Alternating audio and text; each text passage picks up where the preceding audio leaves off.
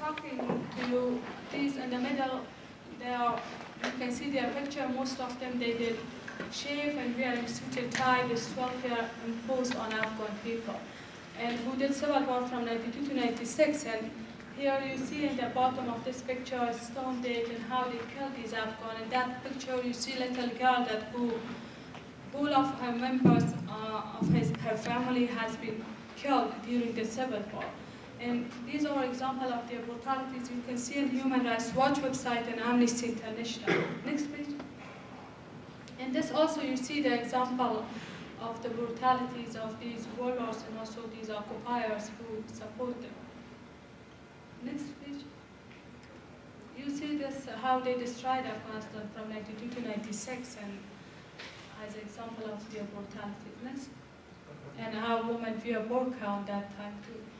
And this picture, you see that Sahar Gol, a young girl who has been brutally tortured by her cruel husband and mother-in-law, and even pull out the hair and her nails.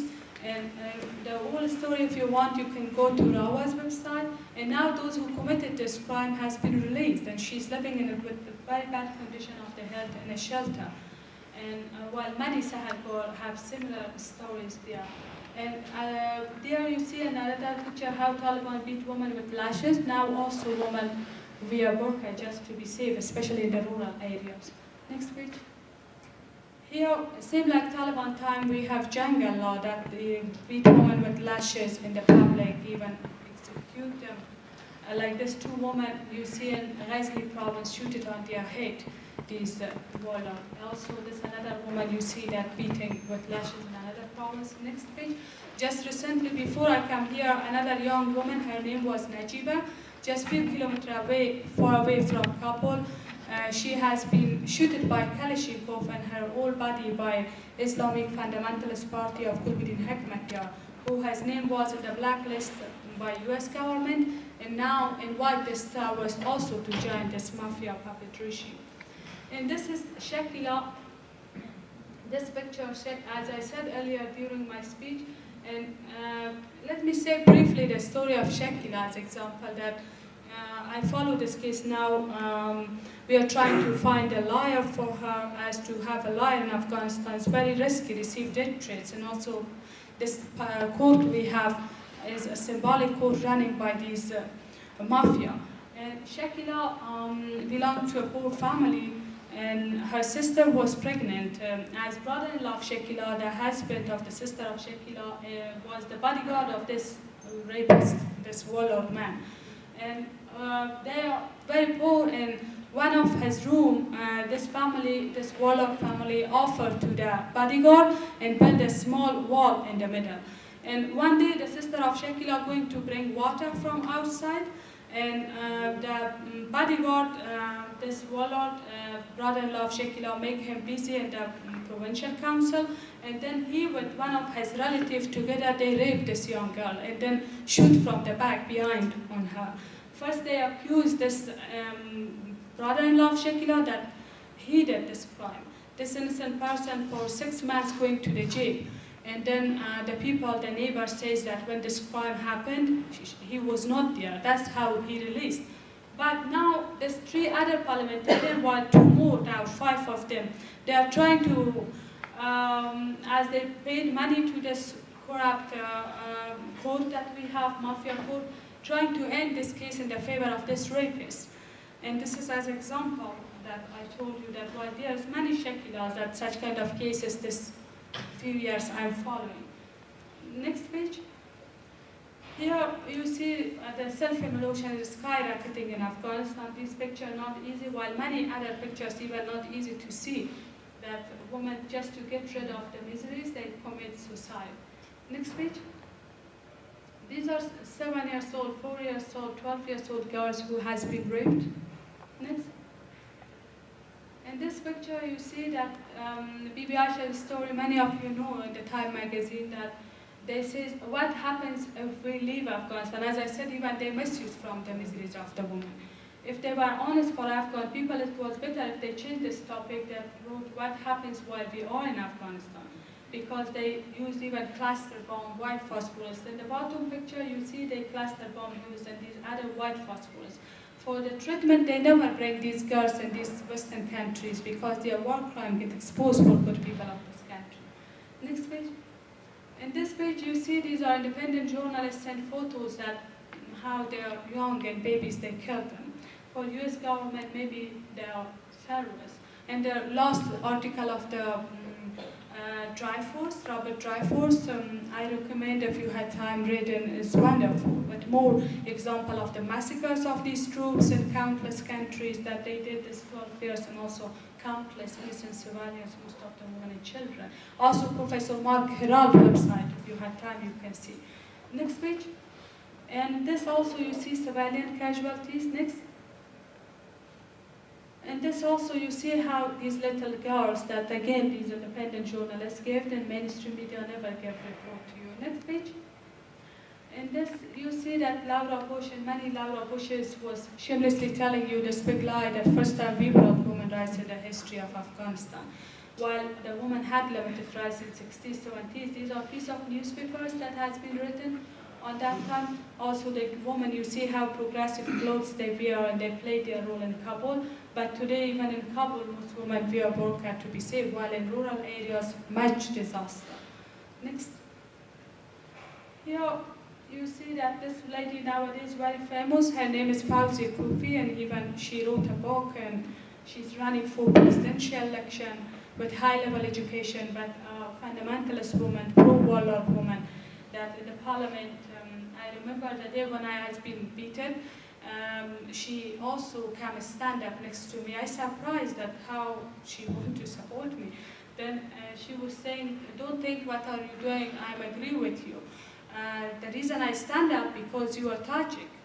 And I said, who have told you I'm Tajik? I'm Afghan, because we had a hero in the history of Afghanistan, like King Amanullah Khan was saying all Uzbek, Hazara, Pashtun, Tajik, all these ethnics, they are Afghan. We had national unity. But still these fundamentalists or pro-warlords, men, women in the parliament and also the cabinet, those who are in power have high posts, they play the dirty policy of the British, divide and rule. This is what exactly US and NATO, these other big powers, they want. This is lady that recently has been exposed in Afghan media too, that she's a famous drug lord, and also her brother, both of them, but still she's enjoying the parliament. Like this, we have many women, as US and NATO, they tell you that 25% of women are in power in Afghanistan, while in the Taliban was not, and they, for justification of their occupation. But most of these women, they have symbolic role. As I said, they are pro-warlords, pro-occupation. Next page. In this, you see two of my bodyguards who last year, when they attacked my office, brutally injured, and how they are brave, they are laughing, and they say they will continue. As a cell, they are my bodyguard. And this picture you see as example in parliament that have been beaten, and to show the nature of our parliament. More if you want, you can go to my web or my book. Next page. Here, this survey shows that how situation of women is disaster. Later, if you had time, you can read just because of lack of time. I do not read all. Next page. This, you see the report of the drug. In 2001, almost they destroyed opium, medieval-minded, ignorant Taliban. But this 12 years, they have changed Afghanistan to the center of the drug. Next page. And as I said, most of the those who are addicted, this 2 million, they are children and they are young girls, women. Next page. Here, as an example of the poverty that you see that as $65 billion this regime received from the so-called international community. Most of money went into pocket of these corrupt people who were in power, even indirectly to the Taliban. And next page. Here you see that rich mine that we have in the map of Afghanistan. That there's the list that our copper mine is the second best copper mine in the world. You may hear about this. And again, the system is corrupt and not in the good hands, do not bring positive change in the life of these Afghans. And this is 3 trillion mineral deposits that we have. This is a recent report. And this is a report of Integrity Watch Afghanistan that about the bribe. While in the past, It was not like in the offices that people ask if do something, some work for Afghan, those who were in power asking for bribe. But now, especially this more than 3 decades war, especially this 12 years of occupation of US and NATO, the corruption in receiving bribe start from the palace presidential office till the small offices.